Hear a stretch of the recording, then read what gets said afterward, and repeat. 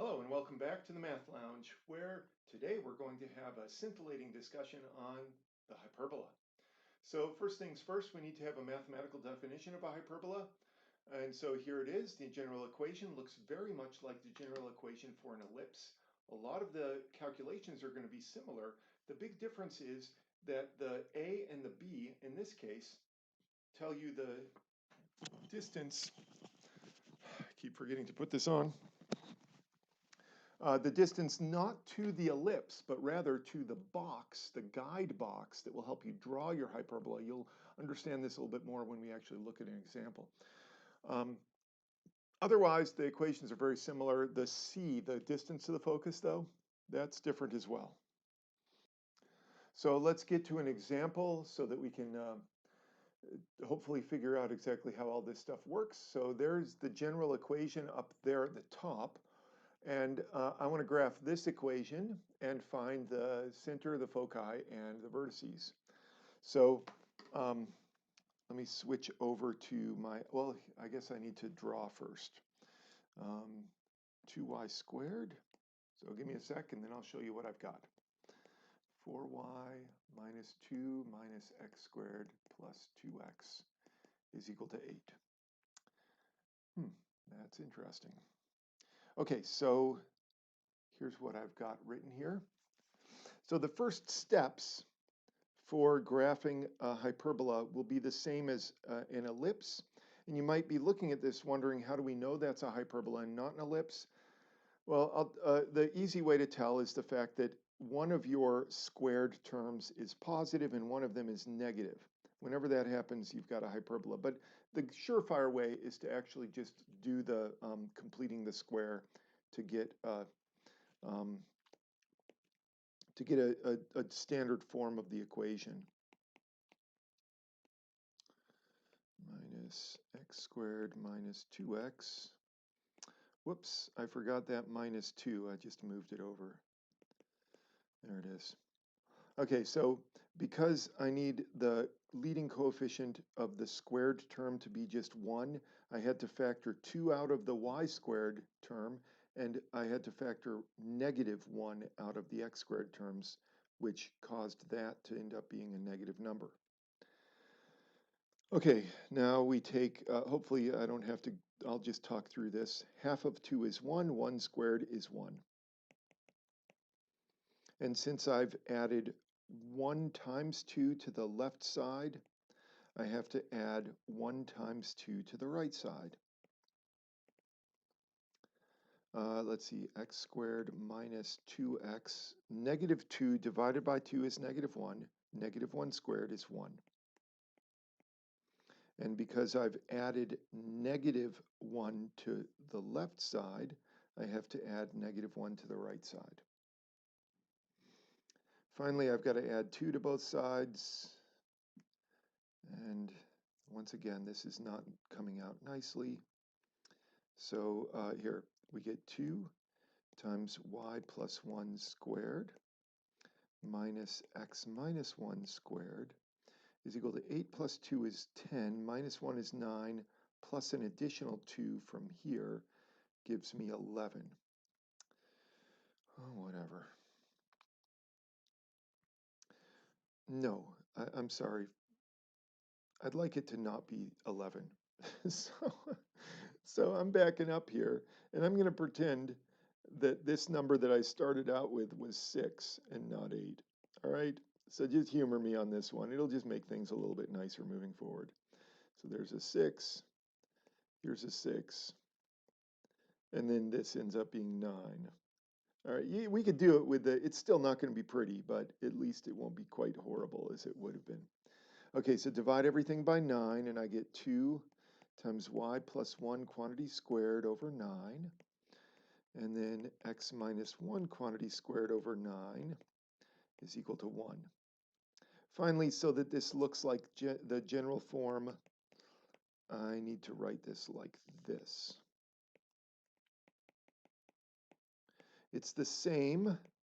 Hopefully that doesn't throw you for a loop. So this here ended up down there. It's the same exact expression. Okay, so as far as my numbers go, my center is at the point 1, -1. So the 1 comes from right here, and then the -1 comes from there. My value for A is 3. That's the square root of 9. And my value for B is 3 over radical 2. That's the square root of this stuff here. So if you remember the instructions said that the A and the B tell you the distance to the guide box. So let me show you how to do this. My center is at 1, -1. 1, -1. It's right there. And there are 3 units in the x direction because see that 9 is under the, so this comes from here.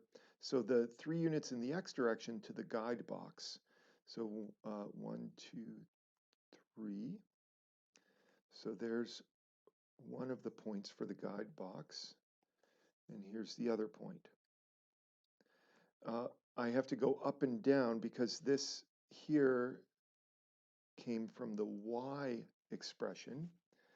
The square root of quantity 9/2 is 3 over radical 2, which is the same as 3/2 radical 2. So maybe I should pull out my calculator for this. My calculator walked away. Okay, so 0.7 times 3 approximately is what we're talking about. So 2.1. So we're talking about here and 2.1 or so down, which is about there. Okay, so this is the guide box. So let's see if I can draw. You know what I want to do? I want to do this. Let's see, copy, paste as an image. Ah, that's much better. Now it's small, and I can, yeah. Okay, so this is my guide box.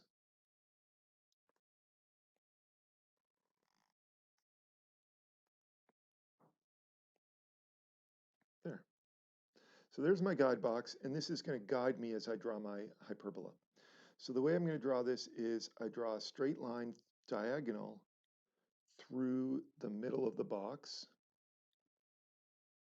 Isn't that clever? Let's see if I can move that now. Okay, good enough.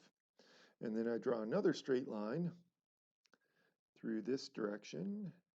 And I'll need to move that one as well. Good enough. Okay, so then the final step in drawing this is to recognize the following, that if you have your y value is positive, then this thing will open up or up and down. If the x is positive, then it'll open left and right. So the hyperbola now, what we'll do is because the y in my original general form of the hyperbola, since this is positive and the x is negative, this thing will open upward. And what you're going to do is you're just going to touch the box right at the top point and then open upward so that your curve is asymptotic to those guidelines. That's close. And you do the same thing down here at the bottom. Doing my best. There. So there it is. So these points, by the way, are called the vertices. So in this case, the vertices are, what is it, 3/2 radical 2. So this is going to be 1 and then -1 minus 3 radical 2 over 2. And then up here, this is 1 and -1 plus 3 radical 2 over 2. So those are the vertices, vertex, vertex. The foci. So now we can finally get the foci. C is equal to the square root of a squared plus b squared. So in this case, C is equal to the square root of a squared 3, 3 squared is 9, and then b squared is 9 halves. So this is going to be 3 radical 3 over radical 2, which I guess I could write like this, 3 radical 6 over 2, something like that. So here's my focus. It's going to be 1 and negative 1 plus 3 radical 6 over 2.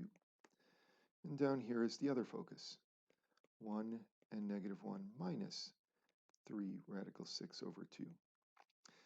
Now, I can't stress this enough because I know someone's going to make this mistake, but the reason why this is going up and down is because the y squared is positive. Had it been the other way around, for example, had this been a plus here and this been minus, then this would have opened to the left and right. It would have looked like this.